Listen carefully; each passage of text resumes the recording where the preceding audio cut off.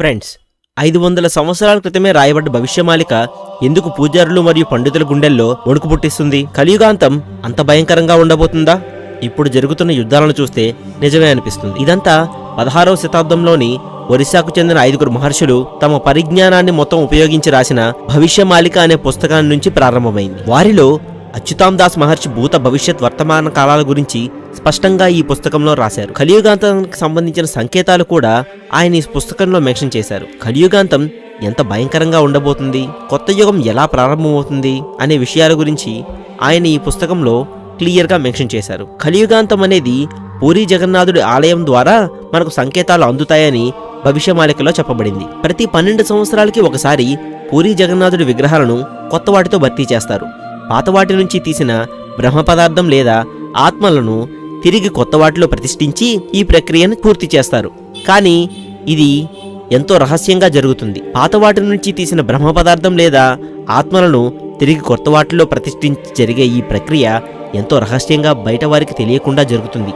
కానీ ఈసారి ఆలయ పూజారుల మధ్య జరిగిన వివాదం కారణంగా ఈ ప్రక్రియ రాత్రివేళ కాకుండా పగటి వరకు కొనసాగింది. ఇది పూరీ జగన్నాథుడి పవిత్రతను దెబ్బతీసే విధంగా ఉంది అని అక్కడ పండితులు చెబుతున్నారు. ఇలా జరుగుతుంది అని 500 సంవత్సరాల క్రితమే రాయబడ్డ భవిష్యమాలికలో ఉంది. అలాగే 1842వ సంవత్సరం నుండి ఇప్పటి వరకు ఈ ఆలయంపై ఎటువంటి బండరాయ పడలేదు. కానీ ఈ మధ్య జరిగిన ఒకానొక సంఘటన ఏమిటంటే, 1 టన్ను బరువున్న రాయి ఈ ఆలయం మీద పడింది. ఈ విషయం కూడా భవిష్యమాలికలో ప్రస్తావించబడింది. ఈ ఆలయం గోపురం మీద ఉన్న పవిత్ర కల్పవృక్షం సముద్ర గాలులకు విరిగి పడుతుంది అని కూడా భవిష్యమాలికలో చెప్పబడింది. అక్కడ నుండి అంతుచిక్కని రోగాలు మరియు మరణ మృదంగం మోగుతుంది అని చెప్పబడింది. రీసెంట్ గా వచ్చిన కరోనా, బ్లాక్ ఫంగస్ వీటిని తలపిస్తున్నాయి. వీటి ప్రభావం కారణంగా కొన్ని లక్షల మంది బలైపోయారు. పూరీ జగన్నాథుడి ఆలయంలో ముఖ్యమైనది గోపురంపై ఎగిరే రెపరెపలాడే జెండా. కానీ ఒరిస్సాలో వచ్చిన తుఫాను కారణంగా జెండా విరిగి సముద్రం వైపు వెళ్లిపోయింది. ఇది అశుభానికి సంకేతమట.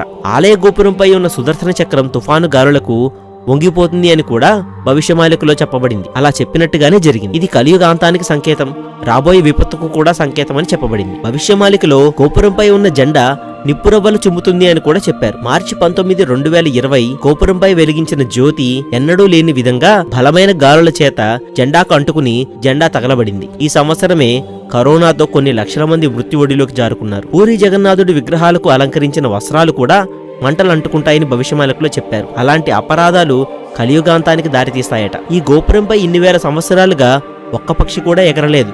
కానీ ఎగురుతుంది అని భవిష్యమాలికలో రాసిన విధంగా ఒక పక్షి వచ్చి కూర్చుంది. ఇవన్నీ రాబోయే వినాశనాలకు సంకేతమని అక్కడ పండితులు బలంగా నమ్ముతున్నారు. పూరీ జగన్నాథుడి ఆలయ ప్రాంగణంలో రక్తం చెందుతుంది అని కూడా భవిష్యమాలికలో చెప్పారు. ఈ మధ్య పూజారుల మధ్య జరుగుతున్న గొడవలు, దాని ద్వారా వచ్చిన పోలీసుల మధ్య జరుగుతున్న గొడవల కారణంగా ఈ అనర్థం కూడా జరిగిందట. దీన్ని బట్టి భవిష్యమాలిక ప్రకారం రాబోయే కొన్ని సంవత్సరాలలోనే కలియుగాంతం ఉండబోతుంది అని, ఇది మహా వినాశనానికి దారితీస్తుంది అని కూడా అంటున్నారు. వీటితో పాటు రష్యాకి మరియు ఉక్రెయిన్ కి మధ్య జరిగిన యుద్ధం, ప్రస్తుతం ఇజ్రాయెల్ మరియు హమాస్ కి మధ్య జరుగుతున్న యుద్ధాలు కూడా మనం గమనిస్తే భారతదేశం కూడా అన్ని రకాలుగా సిద్ధంగా ఉండాలి అనే వాదన వినిపిస్తుంది. బోర్డర్ లో ఉన్న చైనా, నార్త్ కొరియా, పాకిస్తాన్ లాంటి దేశాలు ఎప్పటికప్పుడు యుద్ధానికి ప్రేరేపించేలాగే ప్రవర్తిస్తూ ఉండడం మనం గమనిస్తూనే ఉన్నాం. ఇలాంటి యుద్ధాలు రాబోయే కొన్ని సంవత్సరాలలోనే జరుగుతాయని, అందులో అణ్వాయుధ ప్రయోగం కూడా జరుగుతుంది అని భవిష్యమాలికలో చెప్పబడింది. ఈ అణ్వాయుధాలు పూర్వకాలంలోని బ్రహ్మాస్త్రాలతో పోల్చి రాశారు. అప్పుడు భూమిపై సగం జీవరాశి మరియు